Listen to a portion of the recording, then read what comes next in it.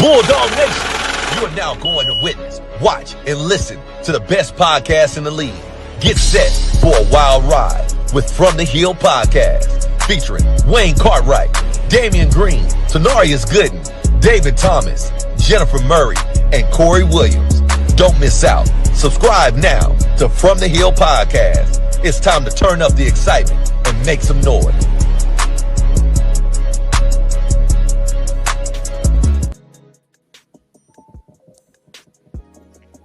What's going on, family? Yo.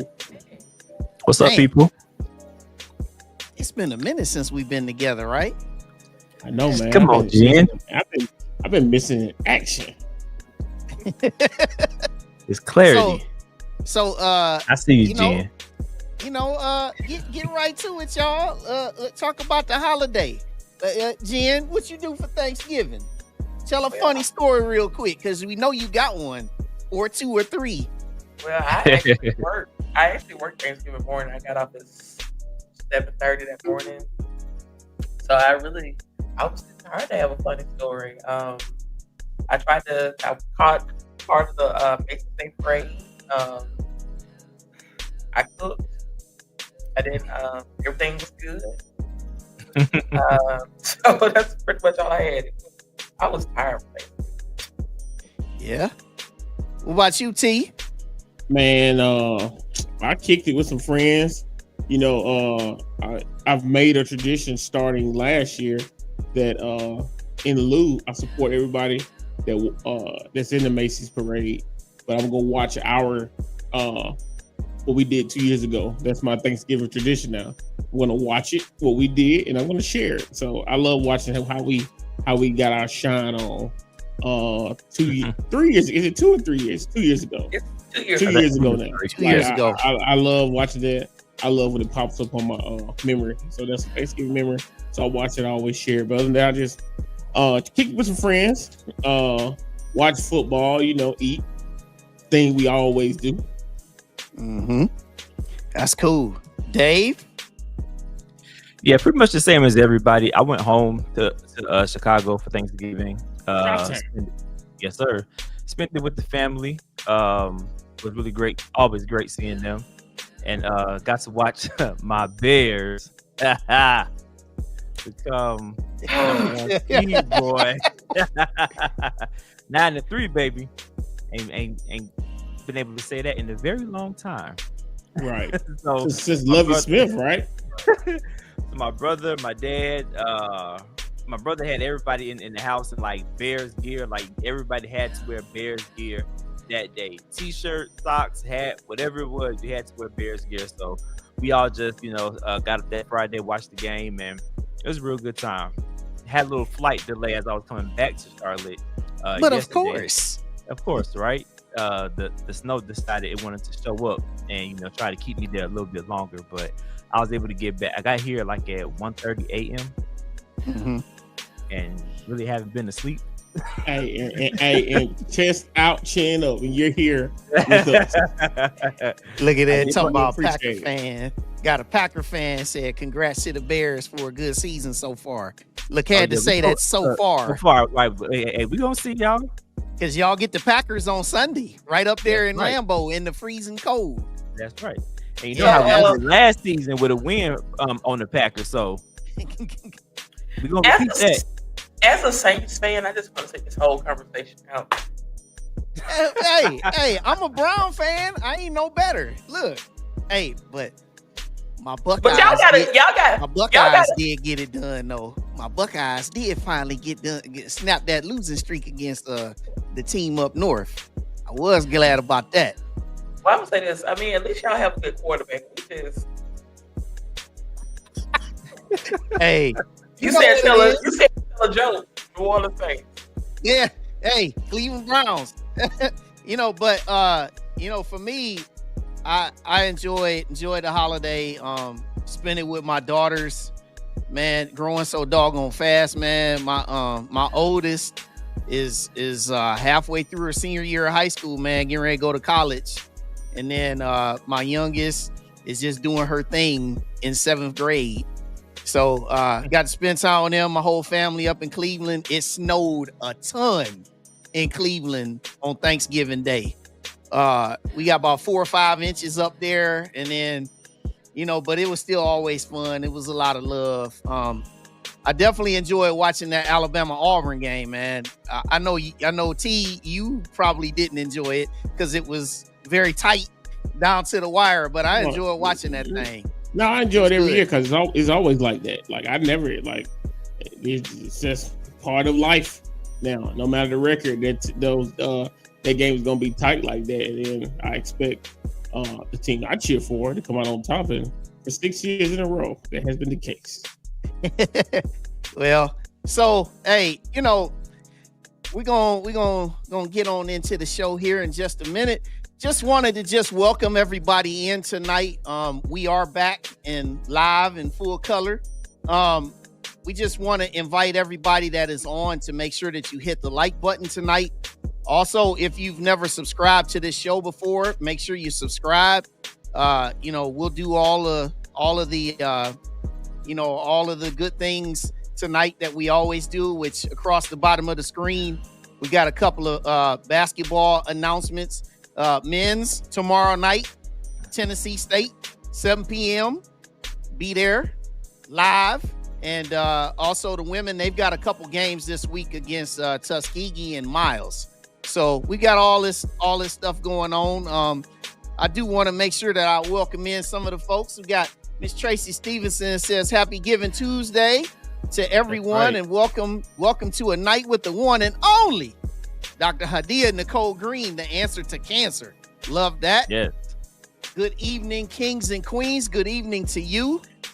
Said, this is exciting, being able to hear directly from one of the top 100 women in history, as named by USA Today. That's right. Hey, what they do? Your bulldog. Yeah. Hey, St. Louis, Missouri. Hey, shout out to you. Good evening to you in St. Louis, Missouri. Then we got the chair for the national partnership between Alpha Phi Alpha Fraternity, Incorporated in the Orla Lee Smith Cancer Research Foundation. Present. Welcome to you, sir. Welcome. Barbie Parker. Good to see you, brother. All that good stuff, man. Everybody that's on, man. We love this. Hello to everyone. Hello to you. And then we got, hello, Marlon, double duty. Yes, so we got all the good stuff going on tonight. We even did more stuff rolling in. So shout out to all of y'all that are tuned in to watch this show tonight.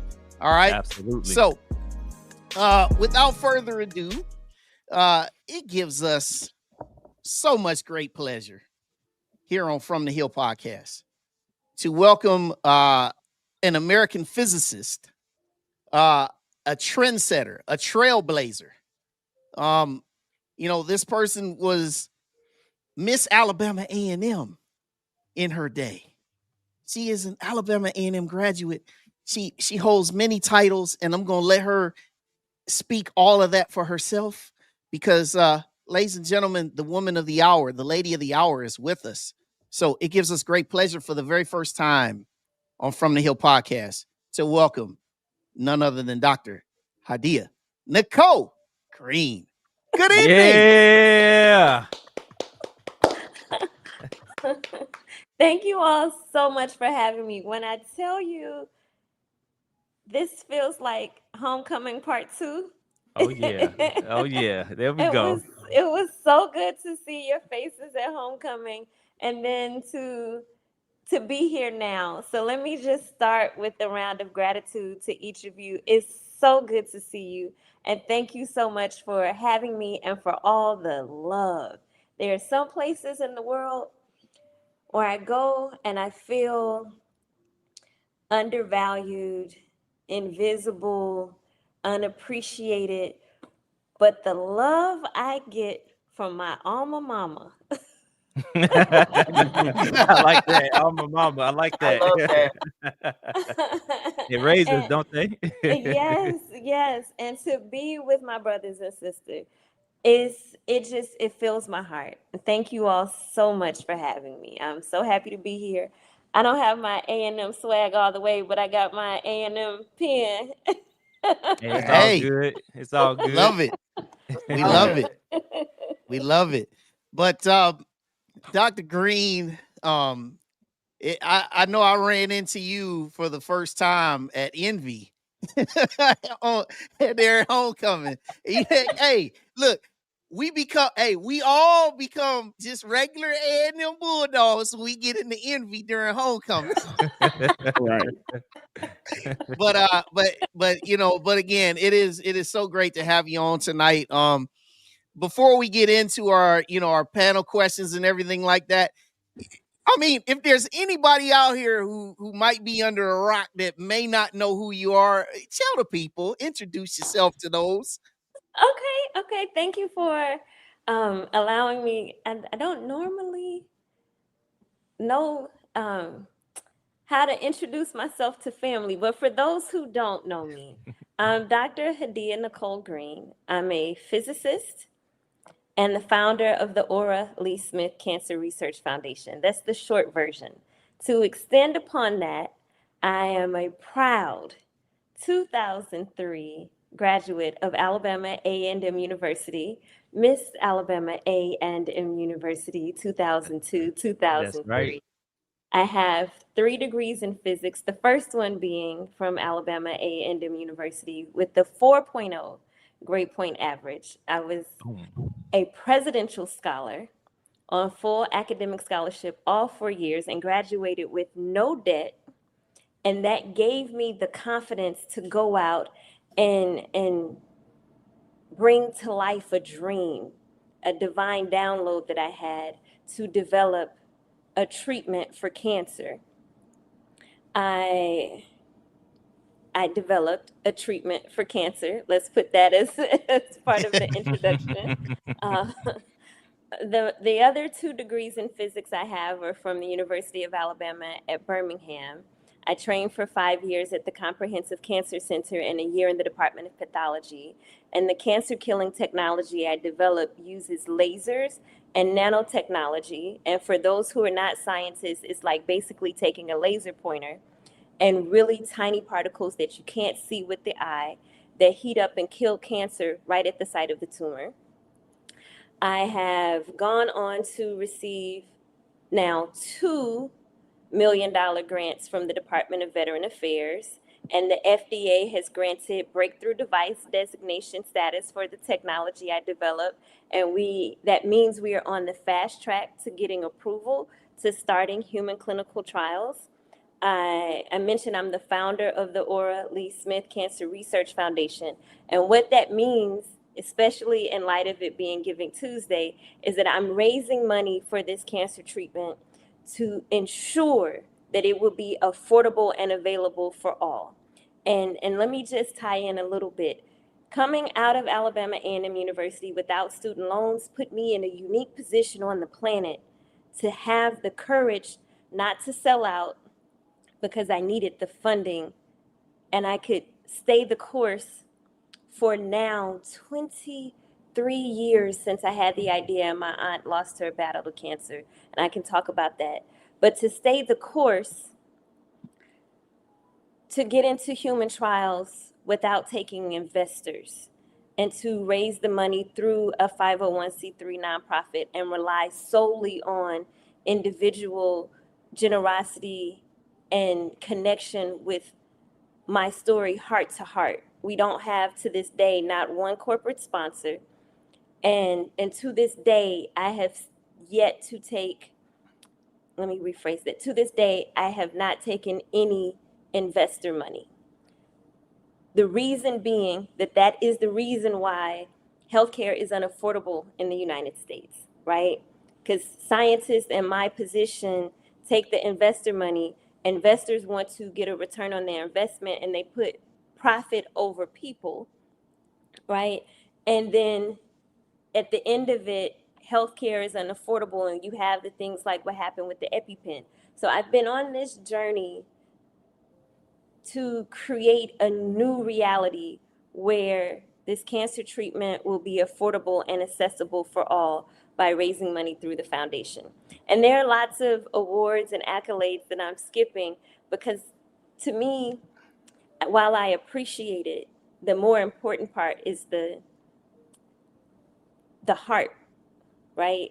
And why I'm doing this work, and the how that's rooted from Normal's Hill and the connection there, right? So I think I'll stop there with my introduction. How was that? That was Hey, dope. that's phenomenal. Go ahead, T. Right. I feel she makes me feel like I'm underdressed. I should have put on my my blazer and my button down, man. But Dr. Green, good. We're family. We're family. Right. It's like Good. we're sitting at the kitchen table. We're just talking. But good to see you again. It was good to see you at homecoming as well. I know today is Giving Tuesday, and can you talk a little bit about what you have partnered with the Alpha Phi Alpha fraternity? Yes. So Alpha Phi Alpha Fraternity Incorporated was our first national partner and the largest donation that we've had to date. The brothers at Alpha Phi Alpha have committed $30,000 as a matching gift for all donations made by 11:59 p.m. tonight. So let me put in context. Giving Tuesday is the International Day of Giving to support charities all over the world. And every year I see the stories about how 2 and 3, 4, $5 billion was raised on Giving Tuesday.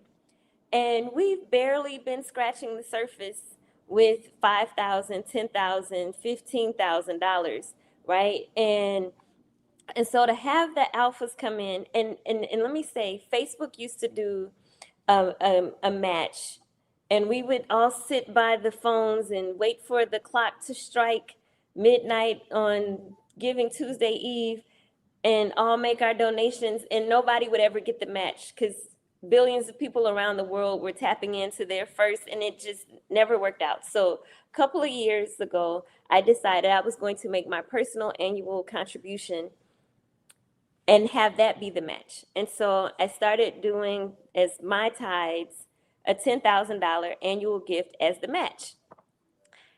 And then we crossed over the $10,000 mark, and we still didn't.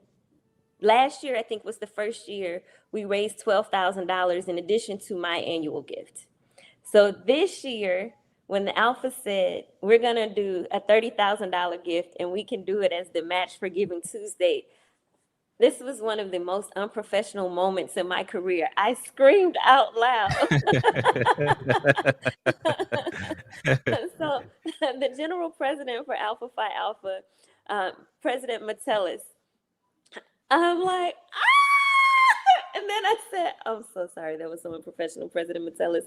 Please excuse me. I usually maintain my composure. And he was like, no, it's okay, Dr. Green. I appreciate the excitement because it's a big deal, right? Most people think, oh, if I don't have millions of dollars to give, let me just wait for you to do it all by yourself. And for them to see me and to step up and to keep their word, make this kind of gift and do it as a challenge to the rest of the Divine Nine and the rest of our community to say, this is what we're doing just for this day. Challenge. Y'all seen the Cosby Show? I know y'all seen it. Challenge. Yeah, the tap dance episode. Yeah. And so I'm excited. So everyone who gives at oralee.org, ORALEE.org, any gift, any amount, if it's $1, $5, $1,000, $10,000, whatever, there's no amount that's too large or too small. Whatever you give will help us move into human clinical trials faster, and all the donations still go towards human clinical trials. I know some people have gotten frustrated and have expressed their frustration that I haven't started human trials yet. Like, well, what's taking so long? I'm like, well, how many people do you know that have developed something and taken it into human trials? One, I'm doing this with very few role models, with little to no doors being opened for me, without any official celebrity support, corporate sponsors, or investors. And this, with all of that, could still be a 20-year journey, right? And so when I'm posting, I need help, I need volunteers, I need advocates, ambassadors, champions, people to be in the room when I'm not there saying, hey, if you're doing a gala, make this charity the beneficiary, right? If you're doing a car wash, make this charity the beneficiary. If you're having a t-shirt sale, make this charity a party, make this charity, this to advocate for us. If you're having a conference, donate 5 or 10% of all the ticket sales, or a concert, donate 5 or 10% of all the ticket sales to this charity. And those things make a big difference. And I need hands on deck to help us raise the money, raise awareness. And I'll say this because I'm amongst family. I realized that I had been pretending that this is easy and I'm okay. And I got it all under control.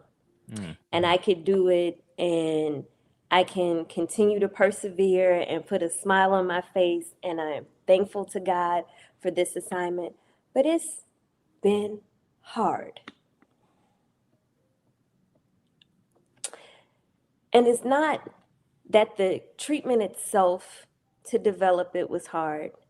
It's like the coursework when I was in grad school wasn't hard. It's the lack of support from people who overlook me or who don't support. I had a conversation the other day where I had an interview with someone with the power, influence, and ability to help make a difference. And someone said, oh, you're excited? I said, no. I said, well, why not? It's like you had an interview with the Yankees. Like, do you know how many times I've interviewed with the Yankees and they got busy, life happened, and they didn't help? And it was, well, you shouldn't lose that enthusiasm. And I'm like, but it's been 23 years. How many times do I go in the restaurant hungry with my plate in my hand and watch everybody else eat? And you still look at me and say, well, aren't you excited that you were in the room? No. I will get excited when somebody makes a plate and pulls out a chair and has me sit down at the table and I can get this treatment into trials, right?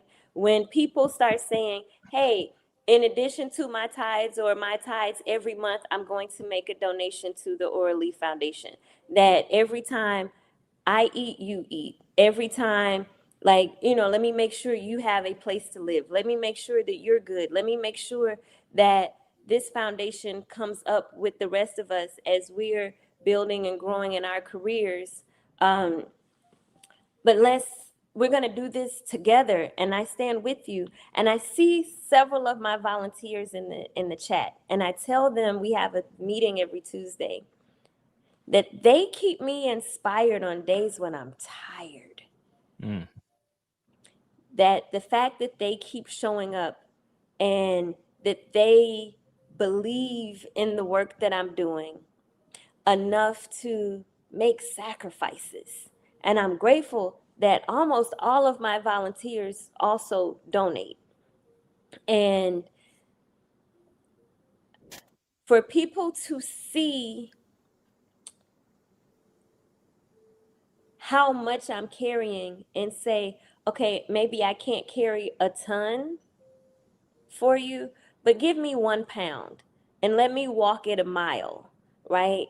And the humbling part is, like, the interview I did with Roland Martin has had 14 million views to date.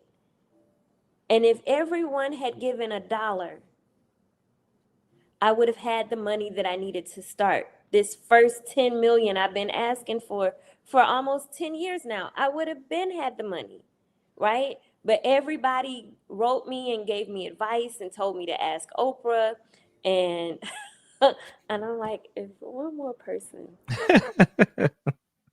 who does not have her personal phone number tells me, like, if you get her on the phone, I will ask her. But people sometimes don't understand how what's more helpful than suggesting someone else do it It's just give the dollar or the $5 that you can and stand in solidarity with the work that I'm doing. Like, I don't have cancer, right? I do this for the mamas and the aunties and the grandmamas and the uncles and the brothers and the sisters and the nieces, the nephews, the daughters, the sons who do. The people who were turned away from St. Jude, the people who are not being helped by the best of cancer treatments today. Nearly 10 million people a year still die every year despite the best cancer care. So I'm not in competition with the pharmaceutical industry. Nobody's threatening my life. I really just need support. So I know that probably was heavy, but I really appreciate you guys seeing me and saying, hey, come on, let's talk about this, especially on Giving Tuesday, so people can understand. Stop passing the buck. I'm us, right? And the people who know me, because I told somebody the other day, I could speak like this all the time and be prim and proper, but I'm not code switching out here. I'm not straightening my hair. I'm not selling my soul or my body to get this done, right? And if you guys knew the stuff that I had to deal with behind the scenes, and I don't share those things because it's not all pretty, right? And it shouldn't be this challenging to get support from us. I had one of my volunteers said, like, I shouldn't have to ask more than once. I shouldn't have had to ask more than once. But it's humbling. And I prayed about it one time.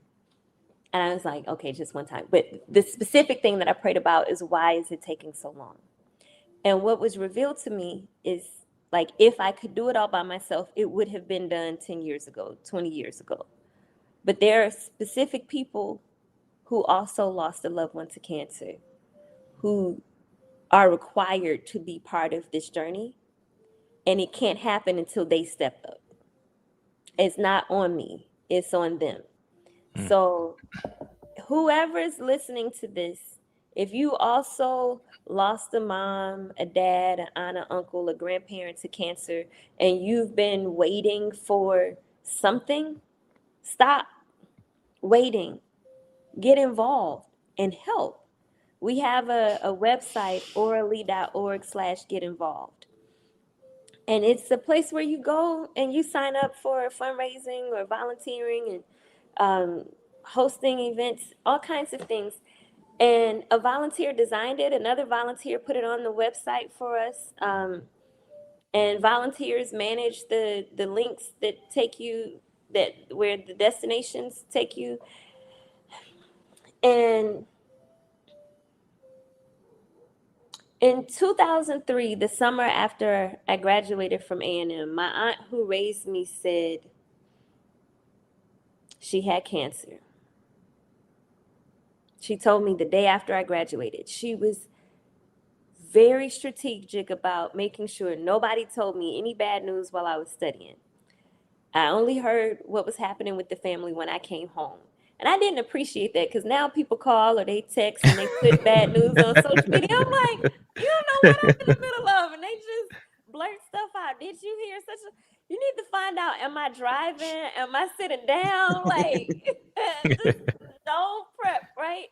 So my my aunt waited until the day after graduation, and she sat us down and she told us she had woman's cancer, and she said that she would rather die than experience the side effects of chemotherapy and radiation. And I was on summer break in between undergrad and grad school. So naturally, I became her primary caregiver. And in those last 3 months of her life, I watched the cooker of Christmas and Thanksgiving dinner, the matriarch of our family, the prayer warrior, the glue that held us together. I watched her deteriorate to the point where she couldn't walk. I remember the first time I had to give her a bath, the woman who bathed me from age 4, having to give her a bath, helping her get back in the bed. I remember her losing her ability to speak when all she could do was moan and grunt. The last question that she ever asked me was to read the Bible to her. And when I tell y'all, if nobody else ever has to go through that, that was enough. And sometimes people like to use my story to get ratings, and I'm like, y'all don't get how it's one of the most heart-wrenching experiences of my life. And I got to get up and tell this story over and over and over again, asking for help. It's hard. And I'm thankful, and I'm grateful, and I'm almost there. And I thank God for the journey. It's been beautiful. And the awards and the accolades, and it's I couldn't have imagined my prayers then for God to use a motherless, fatherless child that was raised by my aunt and uncle, who people called an orphan, and I got offended. I'm nobody's orphan. I'm a child of God. And to dedicate my life to something so much bigger than me, and to have people see me and want to support, I'm grateful. And I like this 1875 challenge to the Bulldogs. Thank you. Yeah, I like that 1875 challenge. I take the challenge. I accept the challenge. And in the middle of the tears, we got to laugh. We got to persevere, right? I had young women say, well, how do you get through? Sometimes you can't think about the injuries. You got to just walk it off and get back up and pray your way through and keep your eyes on the destination, not on the hurdles or the stumbling block. And that's what I've been doing. And that's how we've gotten this far. And I see Brother Creighton in the chat doing a challenge to the D9. And I did not mention in my introduction that I am a proud member of Delta Sigma Theta Sorority Incorporated. I was initiated in St. Louis alumni in spring 2005. And when I was on the Hill, most of the time I was there, we were off the yard. But to all my sorors in Delta, I'm sending love, and the alphas are calling us out. So let's go, right? I'm excited. I know I've been emotional and a little bit all over the place with. It's all good. It's good information, man. Like I said, it's inspiring. It's great information. So I'm just listening and soaking it in, and like I say, it's great info. We really do appreciate it. I'm I'm sitting here and I'm taking this all in because I'm just thinking about all the people that I know that either have cancer, have lost somebody to cancer. I'm just grateful, just sitting here, just listening and letting you just be yourself. Because I mean, listen, ladies and gentlemen who are watching, and sorry, Jen, I'm sorry. Ladies and gentlemen who are watching, I just need to say this. I know that there are a lot of podcasts out here that typically, we do entertainment. Listen, tonight is a night that we need people to really absorb this message and absorb this cause. We need people who are out here that are watching. We need you right now to share this stream with as many people as possible. Tell them, listen, I know that you might be doing something else right now. Maybe it is important. Can you just click on YouTube and From the Hill podcast right now and just put this on and just listen and just listen, and also just maybe we can reach several hundreds of people tonight, and even those that are going to watch this on replay, that we can be challenging others to give, because everybody's got a soft spot in their heart for somebody that they know that has dealt with this miserable and terrible disease. Mhm. And it's got to touch you so much to where you can step outside of yourselves and challenge yourself and challenge others to give. I just wanted to say that right now, because this is my appeal to get more people. Share the stream. Don't just like the stream. We appreciate everybody that have liked the stream, but please share the stream and get more people into the room here. We've got 60 people watching. We need to get this thing more than double. We need to get more people to come and watch this stream right now. So come on in the room, everybody. I'm sorry, Jen. Go ahead. Oh, I agree. Like Hey, Jen, you sound your mic is robotic. You sound like a transformer. Can you hear me now? Is that better? No, it's still the same. You can go ahead and skip and come back.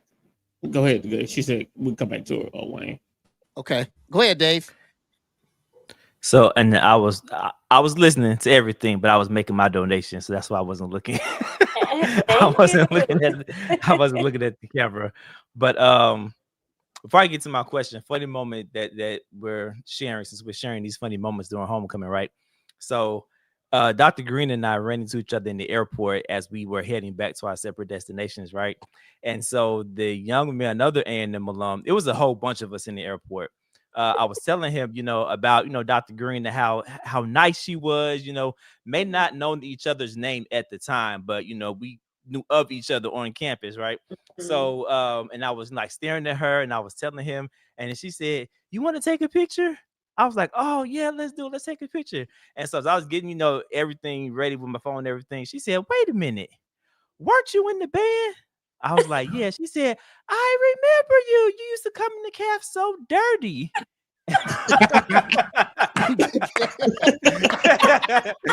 And I thought that was funny because everybody always complained about how dirty we came into the cafeteria after we came from outside the band practice, because sometimes the band director would switch up, us being inside at a certain time or us being outside. And for those of you all who know, back in the day, we didn't have grass out there on that band field. It was just red dirt.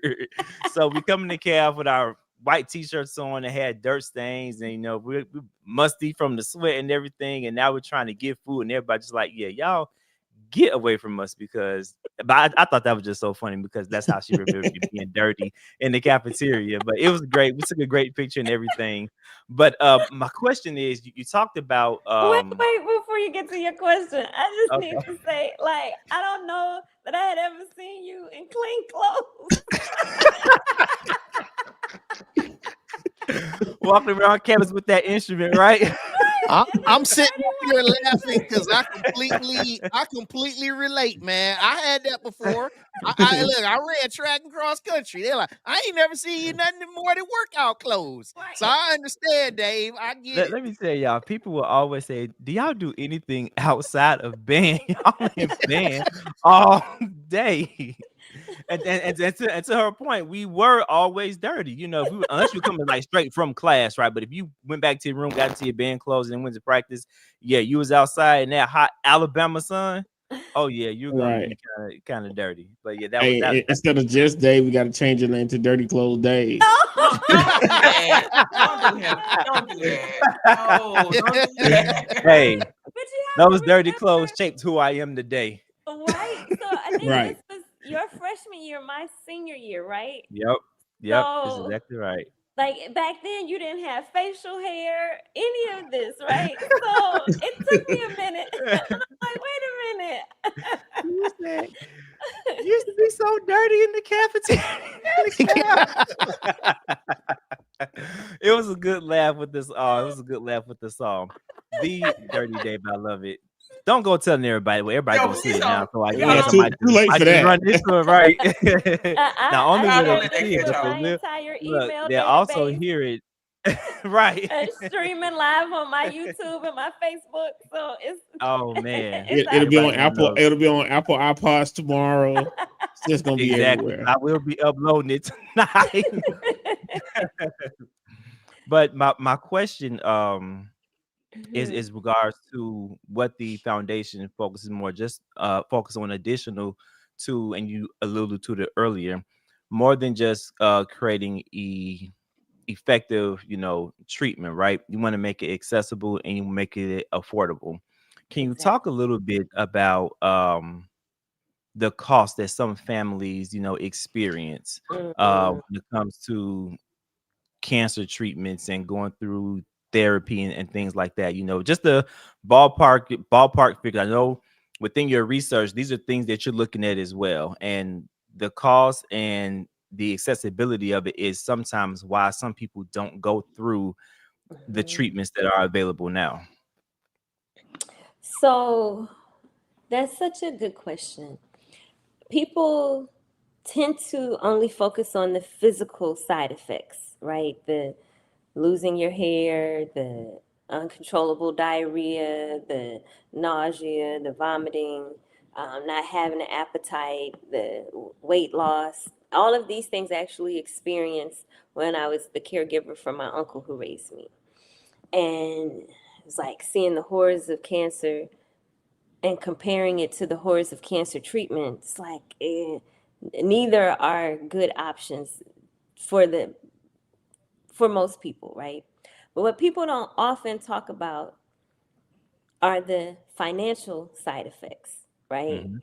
So many people go bankrupt, lose their homes, lose their jobs. Sometimes it's because the treatments are so extensive they can't work. And then other times it's because they're so expensive they can't afford them. So if you have insurance, likely it can be affordable with out-of-pocket maximums. But if you get caught and you don't have insurance, some of these treatments for one could be hundreds of thousands of dollars, right? And sometimes that might be hundreds of thousands of dollars for the course of treatment over a few months. But most people don't have that kind of disposable income, and not even in their life savings, right? Mhm. And so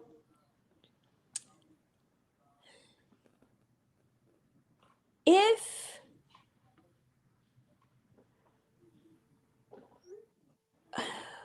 for the price of a small car, we could treat some cancers, not all, but just some, it could change the landscape, right? And when I think about how some series of cancer treatments can cost more than what the average American makes in a year, right? It's like, how is that fair or right? And it's not that the development of the treatment costs so much. You're paying for all the failed treatment R&Ds that cost so many millions of dollars before they got to the one. So, like, for example, if you can imagine, you guys know Heinz 57 ketchup was an invention, and there were 56 other versions before you got to Heinz 57. Could you imagine every time you paid for Heinz 57 ketchup, you had to pay for the 56 other failed ketchups before then? Like, that's one of the reasons why healthcare in America is not affordable. So, and I know people say, well, you can't just create prices out of nowhere. You have to price it according to the industry. And I'm like, you have to price according to the industry because you're locked into the industry. But if I can stay independent, I don't have to price according to the industry. I can price according to what it costs us to pay for getting it done. And it's different because I'm different and I think out the box, and that space and confidence to do so came while I was on the hill.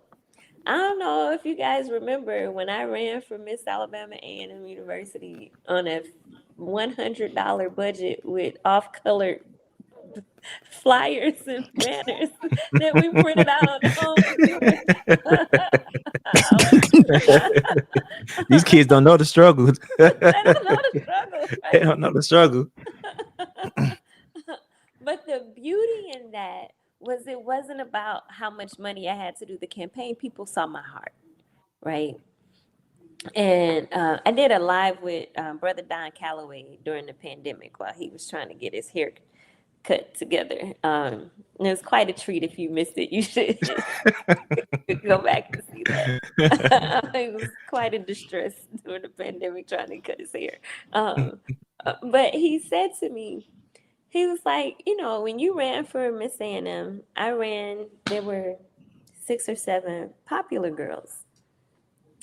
And he was like, to see you win the vote by a landslide the way you did, people would have thought before you started that this was impossible. And he's like, I've seen you do the impossible before. So if anybody can do this, it's you. Like, somebody who doesn't know the level of perseverance, and I'm like, yeah, or stubbornness, whatever you call it. They may not think that you can pull it off, but if anybody can pull this off, it's you. And I feel like the world needs me to not quit, right? And I'm saying to the world, I need you guys to help me, right? And that's where the donations, like, I don't take a salary from the donations. We don't have any paid staff. That's one of the other things that makes us unique as a nonprofit, that we're not putting 70, 80, 90% into overhead, paying staff salaries and things. Like, all the money that we've raised to date, not one penny from donations has been touched, because we haven't gotten to the 10 million that we need to start. All the operational expenses come from money I donate personally from my annual donation. And also when I do speaking engagements, I had to start charging y'all for speaking engagements.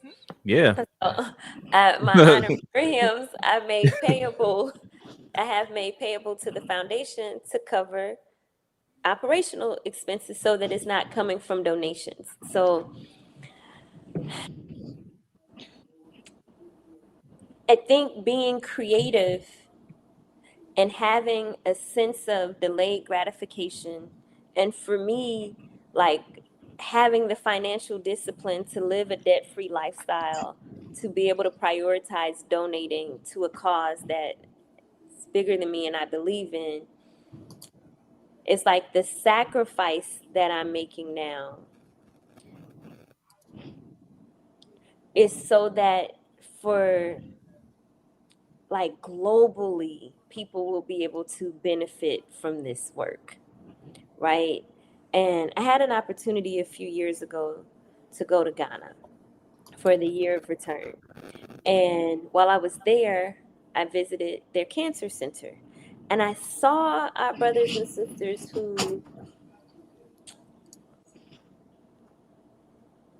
who had traveled from neighboring countries because they didn't have a local cancer treatment center near them.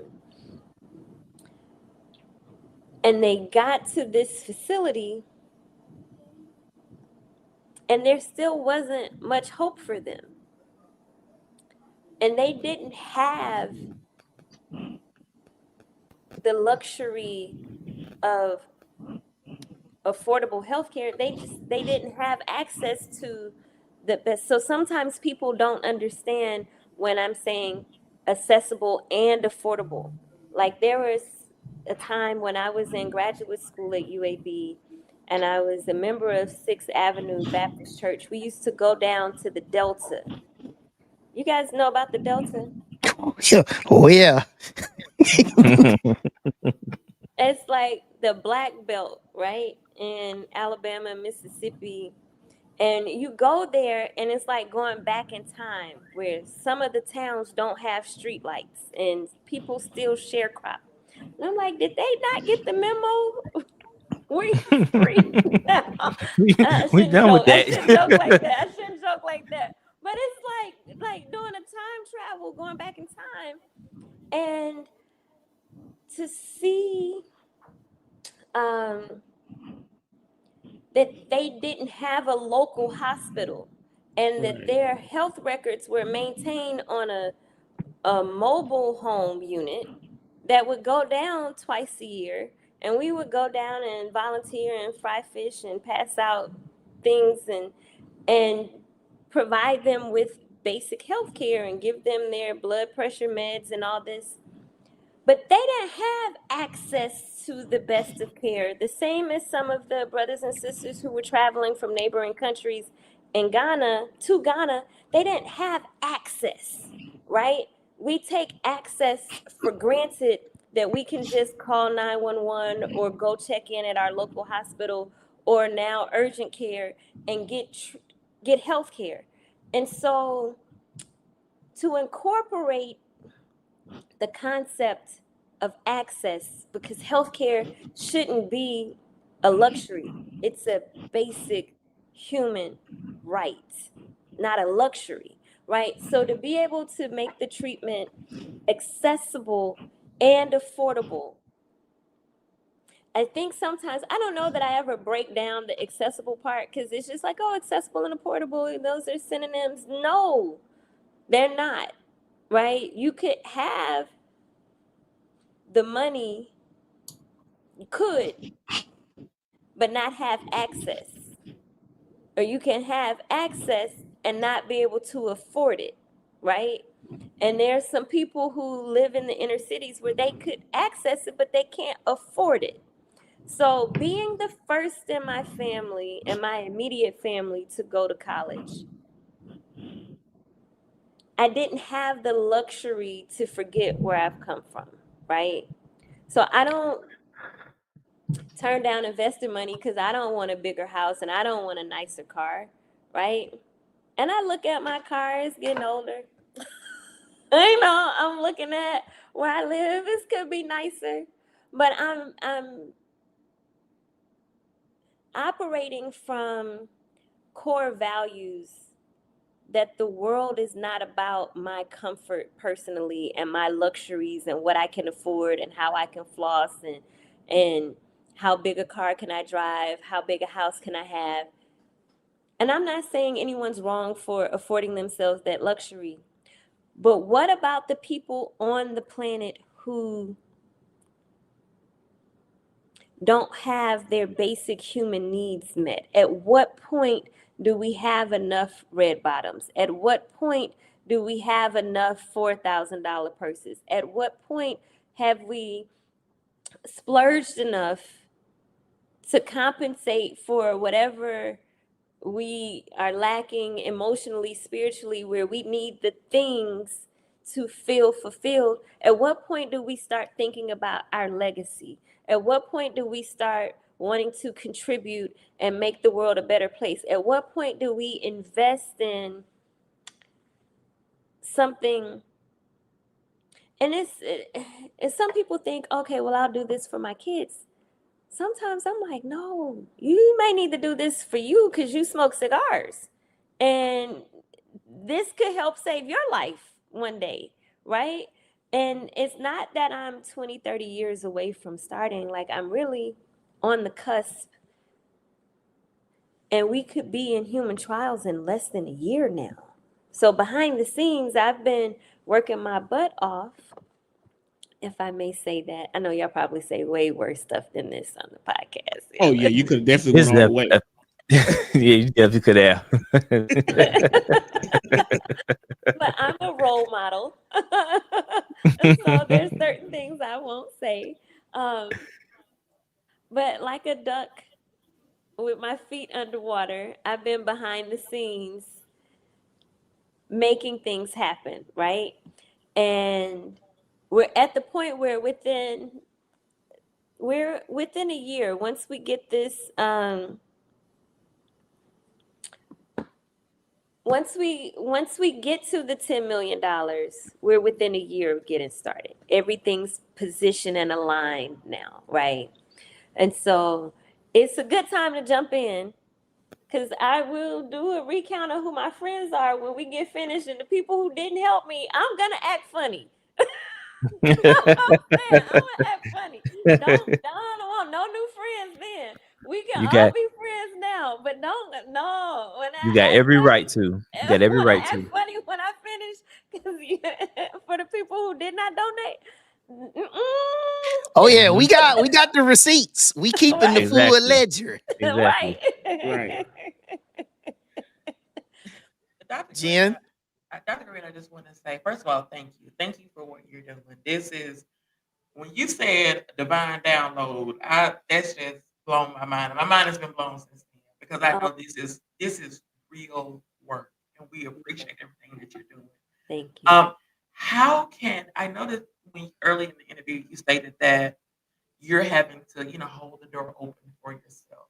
How can we, in addition to donate, how Yes. can we lift some of that off you? In addition to donate, because we all need to donate, everyone. Make sure I want to make sure I say this. Please donate. Thank you. This is Yes. so important work. How can we lift some of that off your shoulders? We want to Thank help you you. open the door. Thank you. I love that question. That is my favorite question. Thank you for asking. So we just got this brand new page, oralee.org/get involved. ORALEE.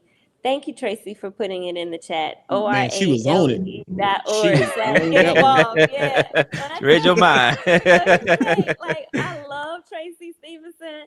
She is a godsend. And I tell her, I thank God for her. But so let me give you an example of what Tracy does. Everybody who says they want to do a car wash, a gala, a book fundraiser, whatever they're doing, a business that wants to give 10% of sales to us for a season, a year, or in perpetuity, Tracy reaches out to each of those individuals, and she gets what they want to do in writing. We set up a contract, and she manages that process from start to end. And I sign off on it, and then we, promote them on our social media. But we have and need volunteers to help us with everything from social media. We had somebody helping us with StreamYard at one point, but then they got sick, and I didn't have somebody else to step in. So having the technical support to do these kind of professional, like people been saying for years, you need a podcast. I'm like, I need somebody to help me with StreamYard and editing and sound check and the like. So let me say, I need volunteers. If you have 2 or 3 hours a week, and some people with their expertise, it could be 2 or 3 hours a month, right? But then some people, like our average volunteer is volunteering about 5 hours a week, like 1 hour for a weekly meeting, and then a couple of hours to do the things behind the scenes. But there are some people who are booked and busy, and they come with such an executive level of expertise. A couple of hours a month would also be good. We have a volunteer from the Hill who's an accountant who helped us get all our stuff into QuickBooks, right? We have people who are helping us with the annual reports and the graphic designers. You go back and see the flyers that I made, they look like I made them.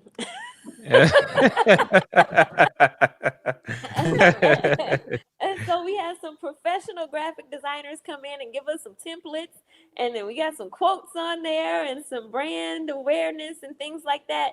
And those things, even though they're like, yeah, it just took a couple of hours one month and hooked you up with a whole deck of things that we put out on social media every couple of weeks, and those things matter.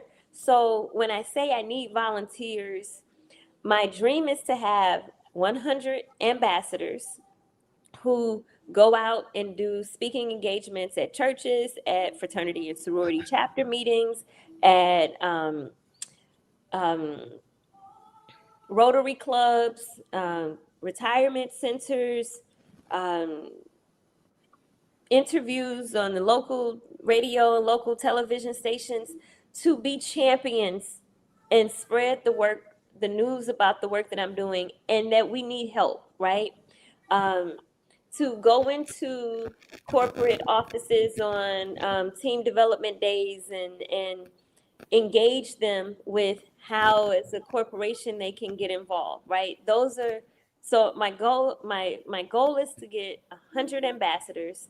Another goal is to get 100 social media street team volunteers who there are posts about me that go viral, like Beyonce, Snoop Dogg, Leslie from Saturday Night Live, Cardi B. These people posted about me and didn't put a lick in there about how I need funding. It was just Black girl cured cancer, and they got all the clicks. I've never put out anything that's gone viral, but they put it out. It's one of their highest posts. And I need people in the comments telling people, hey, follow her. This is her name. Follow her and her page, blow her social media up, and donate. And that volunteer role is something most people could do in an hour or two a week, right? Because you're already on social media half the day and taking a few minutes to help respond to comments and even to like and engage with what we're putting out every day. The algorithm isn't showing our content to even our own followers because we don't have enough people commenting, right? And so those are some smaller jobs like the QuickBooks. Shout out to Tracy Smoot. That took a lot of effort and a lot of work. And I was like, no, I owe you real big for that. But then there are other things where it's just copying and pasting quotes on templates. So some people like, yeah, I'm busy and I think a lot at work. I want to come and do something simple. But then there's some people who are like, yeah, I want to host a gala for you. Or we already host a gala. Let's partner with you to donate a percentage of proceeds, right? And I have been trying to get in touch with our classmates who do the Love and Marriage Huntsville. And I tell you, I feel like it's treason when I see them supporting other cancer charities. That shouldn't be allowed in our village, right? Right. Make that face if you want to. You're right. I said That's right. And it's because they some of them went to school with me and I can't get in touch with them, right? And it's okay if they don't care about cancer and it hasn't affected them. But when I see them supporting other cancer charities, I'm like, right. What's up? Right. Got a board out Right. in your own backyard. Right. Like take care of home first. Yeah. And we're gonna put that's gonna get clipped. We're gonna post it to our Facebook, Instagram, and I'm gonna send it to you so you can post it to yours as well. Because it's the truth. And I'm glad you brought that up because I was thinking like we know we have people that support each other, we have our family. But if people that are just in these Facebook groups on Facebook help each other more, if they subscribe to us more or donate to you more, we'll be so much far ahead than where we want to be. You know, and like we try to put the image of the university out there in a positive light. We do this free of charge. This is all volunteer work. Nobody pays us to do this. But so we need to help each other though. You help me, I help you, and then we bring everybody up. So I mean, you told the truth then. Like we need to help each other. People that we walk the hill with are in places where they can bring us up or we can bring each other up. So we got to do better with helping each other out. Yeah. And I'm gonna this whole thing has just been amazing. You see, I just been sitting here. Listen, everybody who's been posting in the comments, you've all been amazing. You see, I've been just posting them as we've gone through.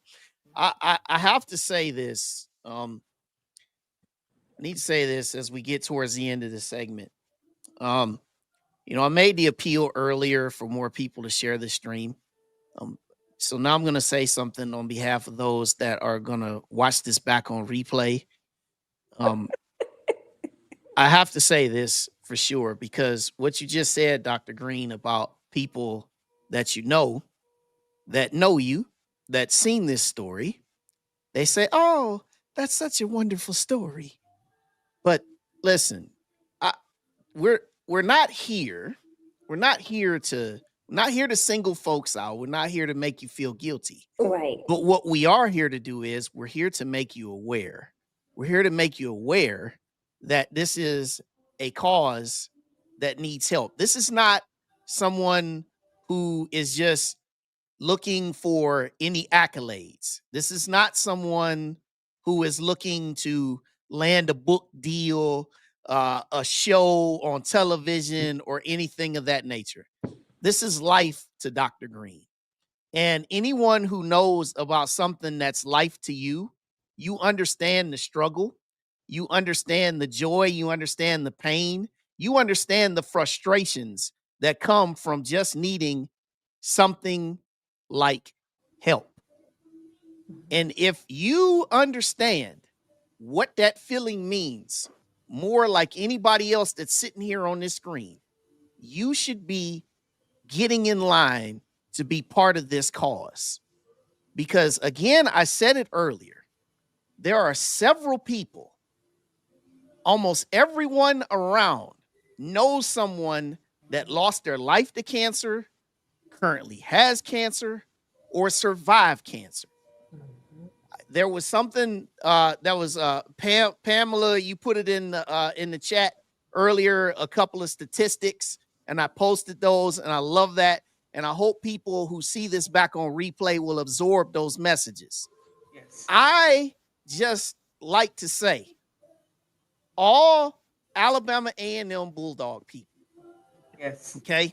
I have to say this on behalf of the Hill. Now, I know that everybody, normally we will argue and go back and forth, and we'll make complaints about what we think should be on the Hill, what shouldn't be on the Hill. We'll complain about football, basketball, whatever. This is not one of those times that we need to be having any differences. This is the time where everybody that has a wallet and has a credit card, has a bank account, needs to step up and just put your money where your mouth is. I'm making this appeal here that we said 1875, but whatever you can give, whenever you can give it, do that. And also, lastly, I'll say too, make sure that you spread the message, because word of mouth still works in 2025. It does. I know we got social media, I know we got all that. That stuff spreads. But guess what? Word of mouth still works also. Yep. Sure does. So, Dr. Green, I want to just say, I just want to encourage you tonight, because you have come and you've poured your heart and you poured your soul into this broadcast tonight. Like, this, you poured your soul into this.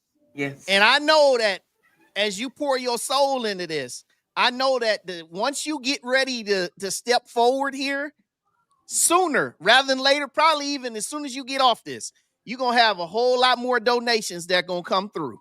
I'm going to say that. I'm putting it in the atmosphere. There's going to be so many more donations that's going to be coming through. Yes, You're not going to be able to count it. Because I'm also telling you, there's going to be some people who have heard this tonight that are going to say, you know what?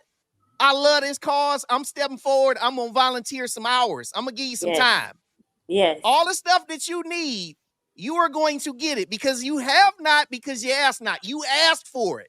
Yes. So you're going to receive it. You're going to get it. And I declare it now. Amen. Come on, Pastor. I declare Come it on, now. Pastor. Listen. Hey, somebody said do it. Somebody said do it for Dirty. Somebody said do it for Dirty Dave, and I agree. Do it for Dirty Dave. If you do it for anybody, do it for Dirty Dave. That's the new name now, Dirty Dave. That's the new name. We are not doing That would be the name. No. But yes, just to again co-sign Wayne, if you have ever sat on the front row of a church and you watch as those last services for a loved one who has succumbed to this horrible, it is horrible. Like so much that you said, Dr. Green, I've been a caretaker for my grandfather who had pancreatic cancer, and it's not easy, and it's not easy. But if you sat in that role, and this again, adding to that appeal, open your heart, open your wallet, open your mouth, share, volunteer, because this, again, important work. We've all been touched. We've all been touched by cancer, whether it's surviving, again, like Wayne said, surviving, losing someone, or just, you know, having people in our, we're having it ourselves. Everyone has been touched in some way by cancer. So this is all on us. This is all on us.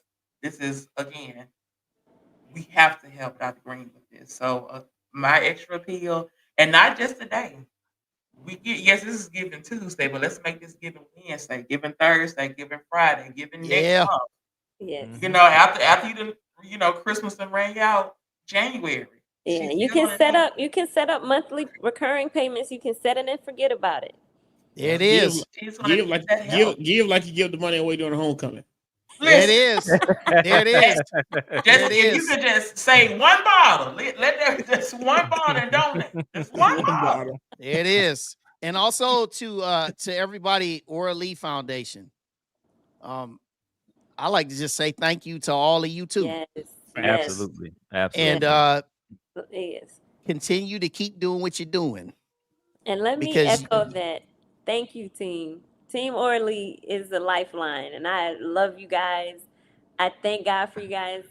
I appreciate you guys. I didn't mean to cut you off, Wayne. I just No. wanted to be the amen choir on that. Yes. Yeah. You said exactly where I was going. So listen, I'm a man of faith. And like I said, I love this whole thing, and I love everything that you said tonight. I love the whole cause, and I love everything you stand for. And I'm just looking forward to hearing all of the praise reports. Yes. And I'm just looking forward for all those that refuse to give, that will begin to feel, oh, I need to come and make amends, and they will be making amends Yes. quickly. Listen, So And you know, but because the before call we- out has been issued. The call out has been- listen, I was like, my. The call out Was has been issued. that wrong? Was that wrong? Look, No, no, that was right. Nope, not They at said, all. man, they said some folk on TV shows, and Charity that got- begins at home. Charity begins at home. there it is. There it is. There it is. So Now, Right. before we let Dr. Green go, excuse me, I want to thank her for attending Alabama A&M University, because you guys know I have spoke a lot about how often we have to debunk the stereotypes about our institutions, about how our degrees don't hold weight, that we're all still party schools, and that we can't compare to our counterparts, you know, in various fields. And so we are looking at a Black woman, an HBCU grad, who is a physicist, changing the world. So next time you hear somebody say something about an HBCU, you tell them look up Dr. Hadiyah-Nicole Green and the Orly Foundation. Yep. And I just got a text from my brother Antonio Logan. Shout out to you, Antonio Logan. Antonio. He said I'm setting up my monthly donation right now. Thank There you. you go. There it Thank is. you. I want to read this text that I got. It said, I apologize for not setting up my auto pay to help the movement. You are doing a great job, and I'm going to advocate for the charity. There we go. There we Boom. There we go. go. Look, Boom. that's all we got to I do. love it. And there it is right there. That's I'm about to drop it. Y'all, Drop these it right mics cost too much though, so we can't be dropping. Oh these. yeah, we ain't dropping this one. yeah. That's why this one sits on the I lay stage. it down. I lay On it the down stage. slowly. Right. We'll slide it to the side. Right. But seriously, Dr. Hadiyah-Nicole Green, we love you. We appreciate you so very, very much for taking the time. And we just and also I wanted to say this too. Anytime you want to come on back, let us know. Thank you. Thank you. With my whole heart, I appreciate you guys. It felt like I just pulled up a seat at the kitchen table and I can, open up and speak freely and talk to my family in a way. I've never had another interview like this one. And I wanted to give you guys something real that there are other spaces I don't feel safe enough to say and share the way that I did tonight. So thank you guys for giving me the safe space to speak on things that I don't normally address, and to echo and hear and see me. And to everyone that donated, thank you guys. To everyone who signed up to volunteer, to every new follower on social media, thank you. And again, to my team, like, I couldn't do this. I literally can't do this by myself. So thank you to Team Orly. I love you guys. I appreciate you guys. Thank you so much. Awesome. All right. Awesome. All right, thank you so much. Have a We'll good see one. you next time, Dr. Thanks, Dr. Green. Green. God bless you. God bless you all too. Happy Giving Tuesday. And don't forget to donate. Absolutely. Amen. We'll see you. It's Dr. Green, y'all. Yep. Dr. Hadiyah-Nicole Green, y'all. Man, what a great time. What a great time. Hey, y'all, hey, and also supporters, stay on too. We got a few more minutes. We got to make these game picks, and we would love to hear your opinions as well. So don't leave us just yet. Yeah, Make your game picks and donate. Donate and pick. Donate. Exactly. And so these, well, it's not necessarily SWAC game picks, but right. These game picks are brought to you by Rita's Italian Ice and Frozen Custard, located in Madison, Alabama. Whether you're craving something cool and refreshing or smooth and creamy, Rita's has you covered. Stop by today and taste the flavors that make every game day sweeter. Rita's Italian Ice and Frozen Custard, located at 8042 U.S. Highway 72 West in Madison. All right, we got some games that we're going to go through. Ladies and gentlemen, everybody knows how this works. We're going to run through this as we put the games up on the screen. You make your picks with us, and we'll go for it. All right, we got a little bit of championship week. We got conference championship games. So we'll start here with the Conference USA Championship. Jacksonville State coming in at 8-4. They're hosting this game. Kennesaw State, led by Jerry Mack, HBCU grad. How about that? So these guys, they played in the regular season. Jackson State won the first game, but we'll see what the rematch is. Jay the Great, who you got? You know, I'm partial. I like Jerry Mack and what he's doing, but I have a family full of Gamecocks. So their atmosphere on site, it would have been a home game. I see Jacksonville State pulling off the repeat. All right, Dave. Kennesaw State, going with the HBCU man. All right, T. Man, I want to pick Jacksonville State because it's the home team, but I can't pick against my homegirl Alicia English that will be here next week. She's thought about her too. Yep. Working athletics at Kennesaw State. She still works there now, so I got to pick Kennesaw State for this one. Yeah, Jacksonville State, they won the first game there in Jacksonville State. Hard to beat a team twice. Give me the Owls of Kennesaw State to get this one done. Now we go over to Sunbelt. That was the Conference USA. Now we talk Sunbelt. Now James Madison, the Dukes, they just entered the top 25. Before we went live, they got in at 25 on the college football playoff poll. They host the Troy Trojans there in Harrisonburg, Virginia. Head coach Bob Chesney, he got the job at UCLA this week. He's going to coach, and they're going to try to make this last-ditch effort, barring some upsets, maybe to slip in as being the highest-ranked conference champion and get that 12th spot in the college football playoff. T. Gooden, what you got? Man, as bad as I want to pick Troy, I can't. I'm going to go pick James Madison for the win. Dave. Yeah, same here. James Madison. Jay the Great. Yeah. So, you know, I love to root for the home squad, but first of all, have y'all ever been to James Madison's campus? It is absolutely beautiful. I haven't. Just had to throw that. It is beautiful. With that being said, James Madison, they still are trying to, you know, wiggle into that 12th playoffs, 12th playoff spot. So I see them winning. Just to get beat, but that's another story. Sir. Listen, Bob Chesney, he ain't going out. He ain't going. If this is the last game he coaches at James Madison, he ain't going out losing on his home field. Give me the Dukes. The Dukes by a lot. Bigly. Yeah. Oh, another big one. Now we go to the American. Friday night. Tulane. AAC. and North Texas Mean Green. Both head coaches have already got new jobs. Eric Morris with the Mean Green is headed to Oklahoma State, and Tulane, John Summerall, he's headed to Florida. He was just introduced yesterday. But first and foremost, both of these teams are ranked. Tulane currently holds the top spot of a group of 5, and they have a really good shot to get in. T. Gooden, who you got? Man, I'm going to go with Tulane on this one. I like what Tulane's been doing. I've seen a couple, not full games, but I've seen a good bit of games. I'm going with Tulane on this one. All right, Dave. Yeah, I'm gonna go with Tulane also. I've seen a couple of highlights, but not just like T, not full game. So I'm gonna go with Tulane. Jen? I will be picking the school that is located in the Garden District of New Orleans.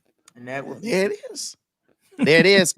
I've got the Green Wave. I like Jake Retzloff. He was the quarterback at BYU last year. They've had a really good season.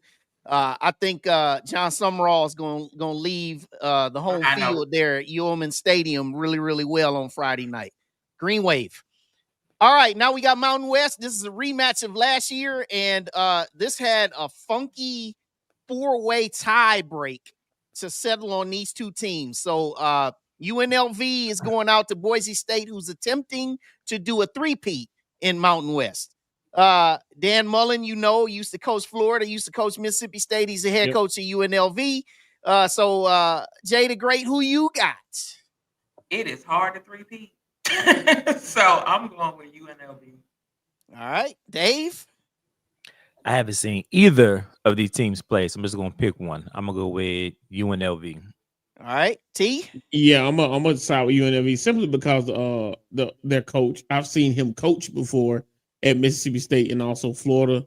So I expect them to win. Is this in Boise, Wayne? It's in Boise. Yeah, it's in Boise. Yeah, I'm still gonna go with UNLV. It's hard. All right. I really, really love Coach Danielson with Boise State. He does a really, really good job. But I got UNLV. I think they're gonna get it done in this one. Now we go to the MAC, getting a little bit closer to my neck of the woods. You got this now. Talking about tiebreakers, okay? Western Michigan, they won the regular season outright. They only had one conference loss. Miami of Ohio survived a 4-way tie for second to get in, and they got in on tie breaks. So you've got Western Michigan with Coach Lance Taylor, a brother. Love that dude. They're playing Miami of Ohio. This game is in Detroit at Ford Field, neutral site. All right, Jay the Great, who you got? Ooh, I'm going to have to go with West Michigan. All right, Dave? I'm going to disrupt it with the possible trend. I'm going to go with Miami. T. So I'm going to go with whoever Wayne goes with, which I'm guessing Wayne's going to go with Miami, Ohio, simply because they're Ohio and this is a Michigan team. So I'm going to go. Okay. So Wayne, you go then. Whatever Wayne picked, I'm going with him. Listen, I've got the Western Michigan Broncos. That's who I got. So I guess that's who you got too, T. Yep. Western Michigan. All right. ACC Championship. This is crazy too. Talking about crazy, funky tiebreakers. Right. Okay. This was a 6-way tie at 6-2. And the 6-way tie produced Virginia and Duke. Right. Virginia is ranked. Duke is obviously not. These two played during the regular season. Virginia went to Durham and beat the brakes off of them. But this time it's in Charlotte, and there's a whole lot more on the line. I love what Tony Elliott does for Virginia, and also I like Manny Diaz with Duke. This is crazy, crazy, crazy. But T. Gooden, who you got? I'm going to go with Virginia. All right. Dave? Yeah, let me give Virginia too. Jay? I'm going with Virginia. It's a clean sweep. Yeah, it's a clean sweep. Clean sweep. I got Virginia also. All right, here we go. Big 12. Woo! Man, the stakes are high in this one. Okay, woo. BYU. It's a lot of games. BYU has to win this game to make the playoff. Texas Tech, they were just put in at the 4 spot. So Texas Tech, they appear to be safe regardless of how this turns out. They played about 4 weeks ago in Lubbock. Texas Tech beat them 29-7. This game's at Jerry World in Arlington, Texas. All right. Big stakes in the Big 12. Jen, who you got? Again, I'm gonna have to go with Texas Tech. All right. Dave? I'm gonna go with BYU. Woohoo! Okay. All right. T. Man, nothing against the Mormon faith, but they ain't winning this game. The Mormons are not gonna come down to Dallas and Texas and beat those boys in Jerry World. Not gonna happen. Going Texas Tech. Hey, I got guns up, man. Guns up. Texas Tech, man. I got them getting in here, and watch out for them boys in the playoff. They are legit. Listen. All right. Another and now time. we go over here to the SEC. And in Atlanta, now here's a funny thing. These guys have played in the SEC championship. This will be the fifth time. Right. This will be the fifth time. Georgia has failed to beat Alabama in the SEC championship. They played earlier in the season in Athens. Alabama went into Athens and pulled off a 3-point victory. Oh boy. Alabama knows if they do not win this game, they're not going to make the playoff. Facts. Georgia sits at 3. They know they're going, but they badly want to beat the Tide. Jay the Great, what do you got? So I know it's easy to judge, like Alabama's last couple of games based off of their play, but you cannot look at the Auburn game and count that because Auburn has like a special type of voodoo that they have in Jordan Hare during the Iron Bowl. Right. I think this is going to be a breakout game for Ty Simpson. Even though yes, it's in Atlanta, everyone knows that Mercedes-Benz is the home, the Georgia home of the Crimson Tide. So with that being said, I say I have Alabama winning again. I mean, they're Georgia's kryptonite. Dave? I'm going with them Georgia boys. I don't even have to ask the question to T. Yeah, but I expect this game. This game has never been a blowout. You can go all the way back to 07-08 when Murray was the quarterback, when Georgia was like 5 yards away from winning the SEC championship. So I expect to be on the edge of my seat in the fourth quarter, like always. But I'll go Bama with the edge, of course. But it's going to be a good game. It always is, man. It always is. Listen, man. I hate to do this to y'all.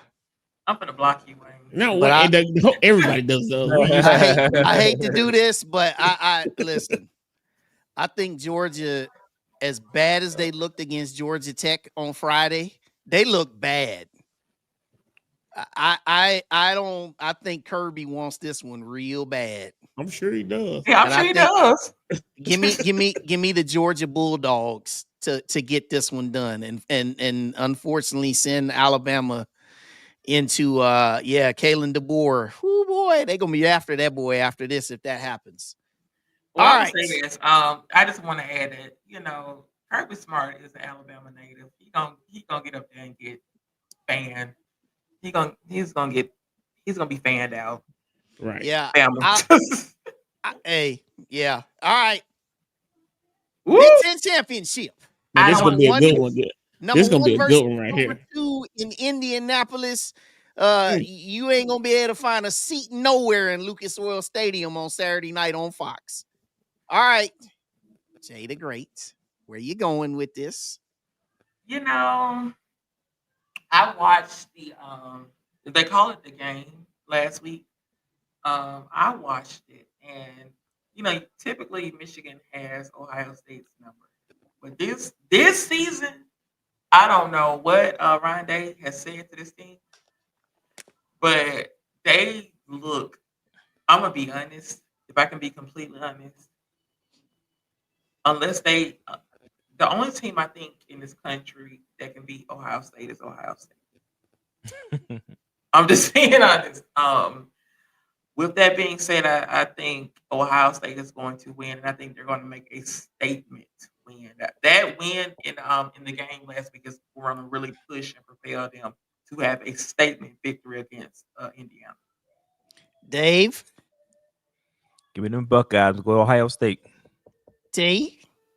Man, this is really a tough one to pick, honestly, because last year when Indiana was doing their thing, I was like, it's just a fluke. They'll be done. It'll be, every team has a good year, but they came back with vengeance. They're 12-0, but Ohio State is Ohio State. I always tell people three big dogs in college football: Georgia, Alabama, Ohio State. Those teams gonna always be in the mix at the end, like we are now. They're always there. I don't care how much any other team spends money, care who they fire with coaches. Those three teams always up top. So I'm gonna go Ohio State, but again, I think it's gonna be one of those tight ones. Like it's gonna be a good football game, and that's gonna be a great way to end Saturday night. Well, for me, do you even have to ask the question? Nope. We don't have Nope, to we ask don't. you. We Nope, don't have we to don't. ask There you Dr. go. We don't have to ask Dr. Bryant. We don't have to ask Mac Howard. We don't have to ask none of y'all. And so now we finish up with the SWAC Championship game going on down there in Jackson. I don't want to take this one. I spent a good 45 minutes on my show Sunday night breaking this whole thing down. And Lord Jesus, man, Prairie View, they looked even more impressive when I got through all the numbers. Defensively, those boys can play. And listen, T. Jackson, and he gonna bring these boys to Jackson State. Gonna bring them into the vet. He ain't gonna be intimidated at all. Man, excited to see this one at 2 p.m. Eastern on ESPN2. And Jay the Great, you are up. Who you got?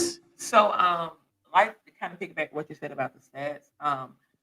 Prairie View's defense is so underrated. I didn't realize until I went to the NCAA website that they are, top 10 in FCS in total defense. That is big. That's pretty big. This game typically at this matchup is pretty lopsided with Jackson State winning by a lot. But I've seen both of these teams in person against my squad, mind you. Right. And so, both teams, dominated our team, unfortunately. Just this year. We gonna be back. But I saw in the Prairie View game, their defense completely shut down their offense. And I, as a person who does not miss any games, whether I'm, if I can't make it physically, I'm on somebody's cell phone or whatever watching. I watched how disciplined their team was on the sideline. I was at the game. They literally chat together. They cheer together. I know a lot of people make jokes because of their 80-game losing streak. But this is a different team, y'all. This is a different team, and even though Jackson State, they're at home, they are the favorites. They are the favorites. I've just kind of been watching both teams as they closed out their last couple of games, and Prairie View has looked stronger. With that being said, my pick depends on one person, and that's Jacoby Morgan. If he plays Saturday and he has a great game, I have Jackson State winning. But I'm gonna be honest, I think I have Prairie View in the upset. Oh boy. All right, Dave, who you got? So I think this is, I know when on your show you went through all the analytics and everything, but I think this is going to come down to who won it the most. So both of them are here to prove something, right? And got expectations out there. So Jackson State's expectation is we're going to go back to back, right? Mm-hmm. And so Prairie View expectation, especially from Coach Jackson, his expectation is championship year one. And he's been preaching that. What he said when he first got hired, he not waiting 2 or 3 years to turn the program around. Right. He's trying to do it in year one. Mm-hmm. And so from that, and he's basically he's done what he said he wanted to do thus far, right? So I think it's going to come down to who's going to win it the most between these two. This is going to be a really good game. But if I'm picking a winner, I will have to give it to Jackson State. All right, T. Gooden. I'm gonna go with Prairie View for the win. I saw Jackson State almost fall apart on the quarterback meal. So I'm gonna go with Prairie View, and then Prairie View's coach, he talks a lot, but you know when a person talks a lot and they back it up and they say what they're gonna do, you can't do anything but respect it. So I think they'll win this game. I don't care if it means in Jackson or not. I don't think that's really gonna factor. It's a championship game, so I'm gonna go with Prairie View. Yeah, I already made my pick on this, so I'm still sticking with my pick. I believe in my pick. I picked Jackson State to win this game 27-17. But I have crazy amounts of respect for Prairie View, who they are, what they do. Love Coach Jackson. He's got so much confidence. His staff, they're going to come in there ready to play. And it will not shock me at all if Prairie View wins this game. Not at all. And that's all. I think this might have been the most on the fence pick I've ever made this season, because for the first time in a long time, both teams from the West and the East are solid. Not saying that in previous years, typically it's been an unbalanced score, but this one is going to be a good matchup. So y'all, SWAC fans, make sure y'all tune in, support. If you are in vicinity, go and get a ticket, go support, cut your TVs, watch parties, get your snacks ready, and get ready, because in this, the team that makes it to the Celebration Bowl has their hands full. Oh, do they? Yeah, they got their hands full. Oh, do they? We just, I do think that whoever wins this game is going to be the best representation for the SWAC. So I'm supporting whoever wins. If you want a good laugh leading up to the game, get you a Twitter account, because these two schools they've been going at it. They've been going at it for a month. They are going at it for a month. So, but yeah, man, tonight was such a great night. I'm so elated by everything that went forward tonight. Those that are watching, still make sure that you share this stream, share all the information with your people.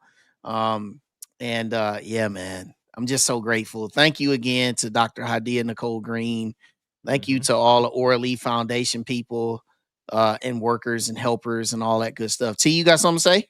Yeah, I do. Hey, man, this is show number 99. Next Tuesday will be From the Hill, number 100. We need all of you to tell 100 people to tune in next week. We got some nice guests. We got some nice guests coming on that we'll announce soon. We got some special stuff that we're gonna do. So show 100 will be tomorrow. We've been around for a minute. You mean next week Tuesday? Yeah, not tomorrow. Next Tuesday, next week. So show 100 to be here. So make sure you all are here. Pay attention to social media so you can see who's coming up. But be here anyway. Be here if it's just us. So make sure hang out with us.